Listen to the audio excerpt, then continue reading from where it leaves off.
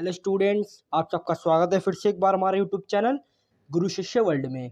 आज की इस वीडियो में मैं आपको क्लास 11th की जो आपकी पॉलिटिकल साइंस की बुक है राजनीतिक सिद्धांत, उसके चैप्टर राष्ट्रवाद को आज की इस वीडियो में मैं कवर कराऊंगा। तो आज के इस चैप्टर में मैं इन सभी टॉपिक्स को कवर करूँगा। तो आइए जान लेते हैं क्या क्या टॉपिक्स है हमारे पास। सबसे पहले हम पढ़ेंगे कि राष्ट्र और राष्ट्रवाद क्या होता है। नेक्स्ट हम पढ़ेंगे राष्ट्रवाद के विभिन्न तत्व। एंड दी फाइनल हम पढ़ेंगे बहुलवाद और बहुसंस्कृतिवाद क्या होती है। तो आज की वीडियो काफ़ी इंटरेस्टिंग होने वाली है, वीडियो को स्किप मत करना, चैप्टर इंपॉर्टेंट है। तो आइए वीडियो को आगे बढ़ाते हैं वक्त को ना बर्बाद करते हुए। चैप्टर के एंड में मैंने आपके लिए कुछ महत्वपूर्ण क्वेश्चन भी रखे हैं, तो वीडियो को कंप्लीट वॉच करना। आइए वीडियो में आगे बढ़ते हैं। सबसे पहले हम पढ़ेंगे कि राष्ट्र और राष्ट्रवाद क्या होता है। मैंने अपनी पिछली वीडियो में आपको पढ़ाया था कि राष्ट्र क्या होता है। नागरिकता वाले चैप्टर में हमने पढ़ा था कि राष्ट्र क्या होता है, लेकिन आज के चैप्टर में हम डीपली पढ़ेंगे कि राष्ट्र और राष्ट्रवाद क्या होता है। तो आइए शुरू करते हैं। सबसे पहले, एक राष्ट्र भाषा, इतिहास, जातीयता, संस्कृति और समाज जैसी साझा विशेषताओं के संयोजन के आधार पर गठित लोगों का एक समुदाय होता है जो राष्ट्र कहलाता है। एक राष्ट्र इस प्रकार उन विशेषताओं द्वारा परिभाषित लोगों के समूह की सामूहिक पहचान होता है। जैसे भारत एक विशाल राष्ट्र देश है, भारत एक विशाल देश है और राष्ट्र उसकी पहचान है। ये इतिहास है भारत का कि भारत एक विशाल राष्ट्र रहा है, एक विशाल राष्ट्र देश के रूप में उभर कर आया है। राष्ट्रवाद, राष्ट्रवाद हम उसे कहेंगे जैसे राष्ट्रीय ध्वज, देशभक्ति की भावना, देश के लिए बलिदान, देश के प्रति निष्ठा, कर्तव्यपूर्ण होना और दिल्ली में गणतंत्र दिवस की परेड भारतीय राष्ट्रवाद की एक अहम पहचान है। ये तो हुई आपकी डेफिनेशन राष्ट्र और राष्ट्रवाद की। अब मैं इसको बेसिकली समझाता हूँ कि राष्ट्र और राष्ट्रवाद होता क्या है। जैसे कि हमने नागरिक और नागरिकता वाला चैप्टर पढ़ा था कि नागरिक कौन होता है और नागरिकता क्या होती है। नागरिक वो होता है जो देश में रहने वाला एक व्यक्ति होता है, जो नागरिक कहलाता है। ऐसी राष्ट्र है, राष्ट्र हमारी एक नागरिक की तरह है। जो एक नागरिक है ऐसा समझ लो ये राष्ट्र है। और जो आपकी राष्ट्रवाद है उसे समझ लो नागरिकता। नागरिकता क्या है, जैसे कि अधिकार, अधिकार जो हो गए मनुष्य के पास, जो जो अधिकार है, जिस नागरिक के पास जो अधिकार है, जो उसके हक है, वो होगा इसके लिए राष्ट्रवाद। अब ये कैसे समझेंगे, राष्ट्र जैसे कि हमारी भाषा, इतिहास, जातीयता, संस्कृति, ये मान लीजिए नागरिक हैं और इनके पास हक कौन कौन से हैं। राष्ट्रीय ध्वज, देशभक्ति की भावना, राष्ट्रगान एक पहचान है, जो इनके लिए राष्ट्रवाद है। मतलब जो राष्ट्र है वो हुआ नागरिक और जो राष्ट्रवाद हुई वो उसके लिए नागरिकता। जैसे एक नागरिक, नागरिक के लिए जो अधिकार हुए वो उसका नागरिकता कहलाएगी। वैसी राष्ट्र है, राष्ट्र एक हमारी भाषा, इतिहास, एक जातीयता, जो हमारा ट्रेडिशनल है, जो हमारी हिस्टोरिकल मूवमेंट्स हैं, उन्हें कहेंगे हम राष्ट्र। और जो हमारी राष्ट्रवाद है, जैसे कि हमारा राष्ट्रीय ध्वज एक पहचान, एक झंडा, एक गान, एक राष्ट्र है, जो वो हमारी कहलाएगी राष्ट्रवाद। नेक्स्ट, राष्ट्रवाद पिछली 2 शताब्दियों के दौरान एक ऐसे सम्मोहक राजनीतिक सिद्धांत के रूप में उभरकर सामने आया है जिसने इतिहास रचने में महत्वपूर्ण भूमिका अदा की है। बिल्कुल, राष्ट्रवाद पिछली 2 शताब्दियों से बहुत ही लोकप्रिय रहा है, क्योंकि राष्ट्रवाद के अंतर्गत ही आप देखिए राष्ट्रीय ध्वज, देशभक्ति की भावना, ये सभी आती है। तो राष्ट्रवाद, जो लोकतंत्र वगैरह जो आपकी सारी चीज़ें आती है वो राष्ट्रवाद के अंतर्गत आती हैं। तो पिछली 2 शताब्दियों से काफ़ी पसंद किया गया, काफ़ी मनमोहक, सम्मोहक रहा है लोगों के लिए राष्ट्रवाद। क्योंकि राष्ट्रवाद के अंतर्गत एक जुटता होती है ना, एक देश को एक जुटता, जो कहते हैं ना, एक मतलब एक कहते हैं ना गोले में पिरो दिया गया है, एक जुटता, एक रस्सी को एक बल में पिरो दिया गया है, ऐसे एक जुटता का प्रतीक है राष्ट्रवाद किसी भी देश के लिए। नेक्स्ट, इसने अत्याचारी शासन से आज़ादी दिलाने में सहायता की है। तो इसके साथ ही ये विरोध और कटुता की और युद्धों की वजह भी रहा है। बिल्कुल। अब जो राष्ट्रवाद है, राष्ट्रवाद में क्या है, जैसे कि मान लीजिए भारत है, एग्जाम्पल भारत है। भारत के अंदर विभिन्न संस्कृति के लोग रहते हैं, विभिन्न धर्म, विभिन्न जाति के लोग रहते हैं। तो क्या होता है, कई बार राष्ट्रवाद के अंतर्गत जो राष्ट्रवाद है उसमें विभिन्न प्रजाति के लोग रहते हैं। तो कई बार आपस में क्या होता है ना, मतलब धर्म जो होता है आपस में कई बार युद्धों की वजह बन जाता है। तो राष्ट्रवाद है, विभिन्न संस्कृतियों, जाति, धर्मों को मौका मिला हुआ है। तो इसने अत्याचारी शासन में तो मतलब बदला लेने में सहायता की है और आज़ादी दिलाने में भी सहायता की है। क्योंकि माफ़ी चाहूँगा, जैसा कि देशभक्ति की भावना वगैरह हो गई, देश के प्रति कर्तव्यपूर्ण होना हो गया, तो हम क्या कर रहे हैं, देश को सपोर्ट कर रहे हैं। तो अत्याचारी शासन के विरुद्ध हमें जो है आज़ादी दिलाने में ये मदद कराता है। लेकिन उसी तरीके से हम देखें कि युद्धों की वजह कैसे रहा। अब जैसे कि आज़ादी लेनी है तो युद्ध तो करना पड़ेगा, तो ऐसे राष्ट्रवाद युद्धों के लिए राष्ट्रवाद जो है युद्धों की वजह भी रहा है और कटुता की वजह भी रहा है। आई होप कि आपको ये टॉपिक क्लियर हो गया हो। नेक्स्ट है राष्ट्रवाद के विभिन्न तत्व। राष्ट्रवाद के विभिन्न तत्व क्या है? सामान्य जाति का रक्त संबंध, सामान्य धर्म, सामान्य भाषा, सामान्य इतिहास और संस्कृति, सामान्य राजनीतिक आकांक्षाएं, भौगोलिक निकटता। मतलब राष्ट्रवाद के विभिन्न तत्वों में हम ये पढ़ेंगे कि किन किन सामान्य चीज़ों के अंतर्गत जो एक राष्ट्रवाद मिलकर बनता है। तो आइए इनको डीपली पढ़ते हैं।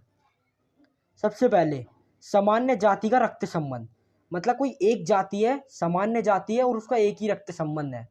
सामान्य जाति है मतलब राजा महाराजा दादा परदादा के पीढ़ी से चलती हुई आ रही है भाई।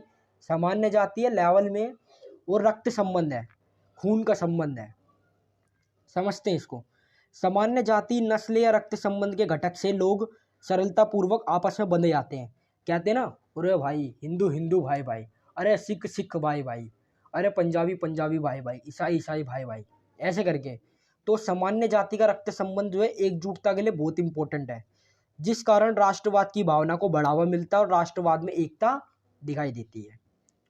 नेक्स्ट सामान्य धर्म। सामान्य धर्म कहते हैं ना, हिंदू हिंदू भाई भाई, अरे मैं भी हिंदू तू भी हिंदू, आजा भैया मजे करते हैं। तो ऐसे मतलब ऐसा हंसी के मतलब फनी वे में, है ना, कि आपको कंटेंट एकदम क्लियर हो जाए। सामान्य धर्म कहते हैं ना, हिंदू हिंदू तू भी भाई, मैं भी हिंदू तू भी हिंदू, तू भी मुसलमान भाई मैं भी मुसलमान, हिंदू मुस्लिम एकता का प्रतीक। ऐसे सामान्य धर्म। तो खैर लोगों के अपने अपने विचार है। सामान्य धर्म हिंदू मुस्लिम का एक ना होना, सब आपस में भाईचारा है, सब एक दूसरे के भाई भाई है, आपसी प्रेम होना चाहिए सब में। तो सामान्य धर्म, टॉपिक से हम भटक गए, सॉरी। सामान्य धर्म, तो सामान्य धर्म होना जो है एकजुटता का प्रतीक है। कि मतलब आज करते हैं ना, जैसे कि भाई अरे इलेक्शन में भाई, अरे अपनी तरफ से शर्मा जी, इलेक्शन में शर्मा जी खड़े हुए हैं और जाटव जी खड़े हुए हैं, अब तो इन्हीं को वोट देंगे, हमारे सारी जो भी आसपास के लोग हैं मोहल्ले वाले। तो ऐसे सामान्य धर्म जो लोग दिखाते हैं ना धर्म के प्रति, कि मैं हिंदू, तो भाई किसी हिंदू को प्रॉब्लम है तो 10 हिंदू आगे खड़े हो गए पीछे, तो ये सामान्य धर्म का प्रतीक हुआ। आइए इसको समझते हैं। भारत इसका सबसे अच्छा उदाहरण है।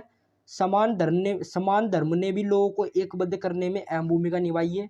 आज भी मुख्य रूप में विश्व के मुस्लिम राष्ट्रों में समान धर्म की एक प्रबल शक्ति दिखती है। समान धर्म की एक प्रबल शक्ति दिखती है। यहूदी अपने धर्म की शक्ति से एकजुट है। यहूदी जो होते हैं, जो आपके होते हैं क्रिश्चियन होते हैं, जो भी यहूदी होते हैं, ये जो अपने समान धर्म की एकजुटता का प्रतीक है। नेक्स्ट सामान्य भाषा। अब सबकी एक जैसी भाषा होना, ये एकजुटता का प्रतीक है। कम्युनिकेशन करना, जो कम्युनिकेशन होती है वो ईजी रहती है बिल्कुल। तो विश्व के अधिकांश राष्ट्र जो भाषा के आधार पर गठित है, प्रत्येक राष्ट्र अपनी भाषा पर गर्व करता है। फ्रांस और इंग्लैंड की भाषा उनके राष्ट्रीय एकजुटता का सबसे अच्छा उदाहरण है। भाषा लोगों के बीच आपसी संपर्क का माध्यम है। किसी राष्ट्र के लोग अपने विचारों एवं संस्कृति को साझा साहित्य, देशभक्ति के गानों के रूप में अभिव्यक्त करते हैं। तो सामान्य भाषा एक जरिया, एक कम्युनिकेशन स्किल है। जो कम्युनिकेशन होना बहुत ज़रूरी होता है। तो कम्युनिकेशन स्किल के लिए क्या चाहिए आपको? एक लैंग्वेज चाहिए, तो जो आपके कम्युनिकेशन के लिए बॉन्डिंग बना सके। तो सामान्य भाषा जो है एकजुटता के लिए बहुत ही इंपॉर्टेंट है। नेक्स्ट सामान्य इतिहास तथा संस्कृति। समान मनोवैज्ञानिक चिंतन शैली, साथ साथ सोचने, काम करने, राष्ट्र पर आए कष्ट को एक साथ सहने एवं समृद्धि को एक साथ बांटने के तथ्य को समान इतिहास तथा संस्कृति कह सकते हैं। अब भाई समान इतिहास और संस्कृति कैसे मदद करती है एकजुटता में और राष्ट्रवाद को बढ़ावा देने के लिए?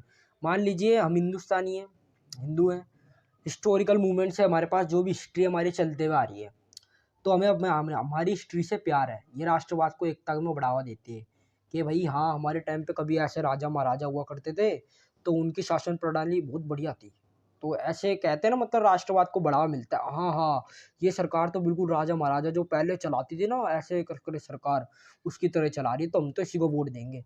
तो ऐसा होता है ना। तो ये इतिहास भी मतलब जो लोग ट्रेडिशनल होते हैं, इतिहास के लोकप्रिय होते हैं, तो वो उसके हिसाब से चलते हैं। तो उस हिसाब से भी राष्ट्रवाद को बढ़ावा मिलता है। और संस्कृति कैसे बढ़ावा देती है राष्ट्रवाद को? हमारा जो कल्चर है, अब जो पिछले कई शताब्दियों से, वर्षों से जो हमारी संस्कृति चली आ रही है, तो उसके कारण भी राष्ट्रवाद को बढ़ावा मिलता है। सनातन धर्म हो गया, सनातन धर्म को ले लो एग्जाम्पल के लिए, काफ़ी सालों से चलता हुआ आ रहा है।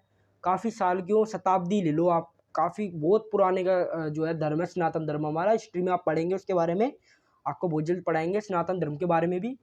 तो सनातन धर्म काफ़ी समय से चलता हुआ आ रहा है।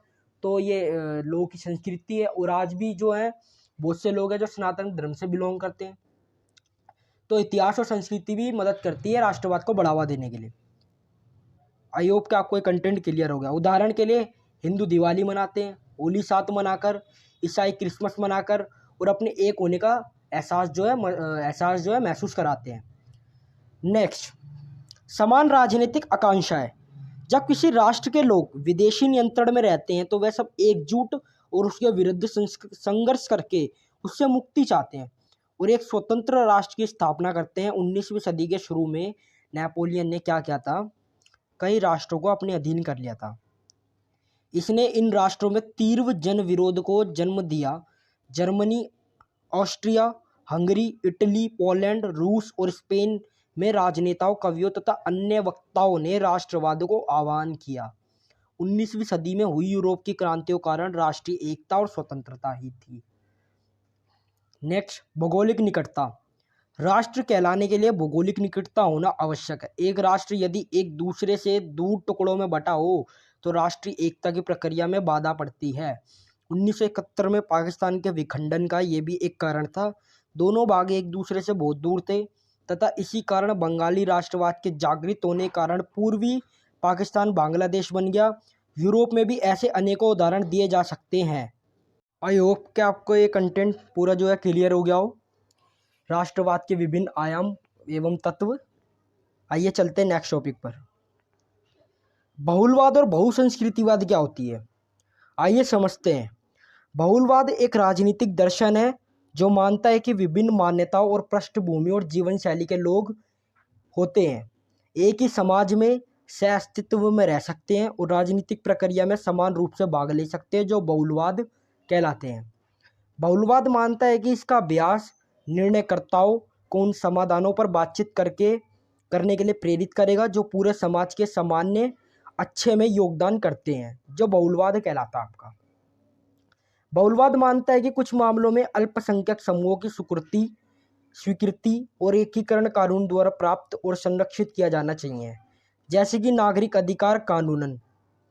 बहुलवाद के सिद्धांत और यांत्रिक को संस्कृति और धर्म के क्षेत्रों से भी लागू किया जा सकता है। मतलब बहुलवाद क्या है, यहाँ पर बहुलवाद एक समुदाय के लोग हो सकते हैं जो कि ऐसा काम करते हैं समुदाय के रूप में, जो बहुलवाद कहलाते हैं।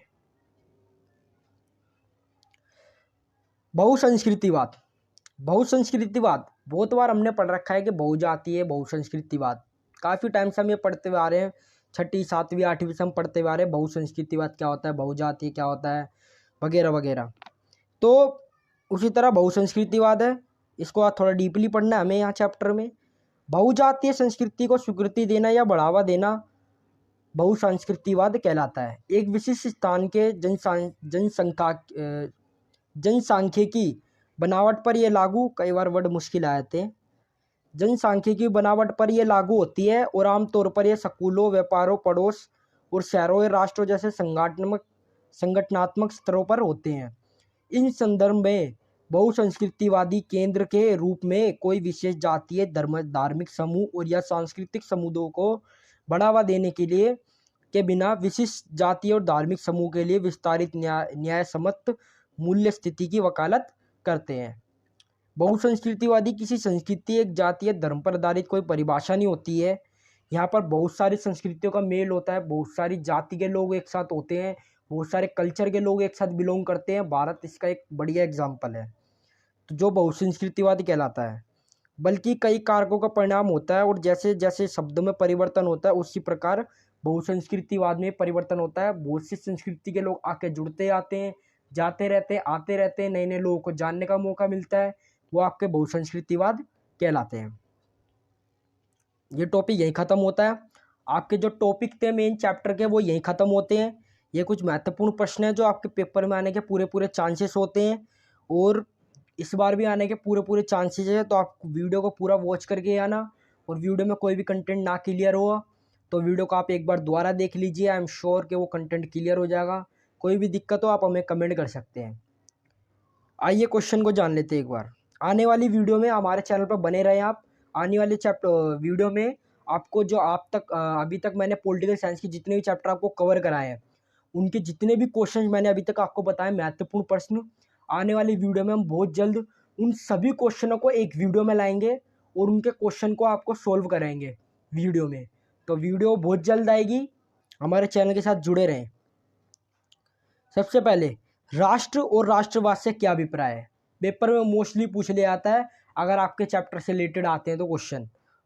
नेक्स्ट, राष्ट्र शब्द और राष्ट्रवाद में क्या अंतर है? मोस्टली पूछ लिया जाता है। अंतर आपसे 2 नंबर 3 नंबर में पूछ लेगा या आपको अंतर दे देगा, आपको डिफाइन करने होंगे कौन से पॉइंट्स किसके हैं। नेक्स्ट, बहुलवाद और बहुसंस्कृतिवाद क्या है एवं संक्षेप में वर्णन कीजिए। बहुत बार क्वेश्चन आता है बहुलवाद बहुसंस्कृतिवाद, पेपर में मोस्टली आता है, प्रीवियस ईयर से आप उठा के देख लीजिए। पेपर में ज़्यादातर मोस्टली पूछ लिया होता है बहुलवाद और बहुसंस्कृतिवाद क्या होता है। तो आज की वीडियो हमारी यहीं ख़त्म होती है। वीडियो अच्छी लगी हो तो वीडियो को लाइक करें, चैनल को सब्सक्राइब करना मत भूलना, इससे हमें मोटिवेशन मिलता है। चैनल के साथ जुड़े रहो, आगे और वीडियोज़ आने वाली हैं। तब तक के लिए बाय बाय, टेक केयर।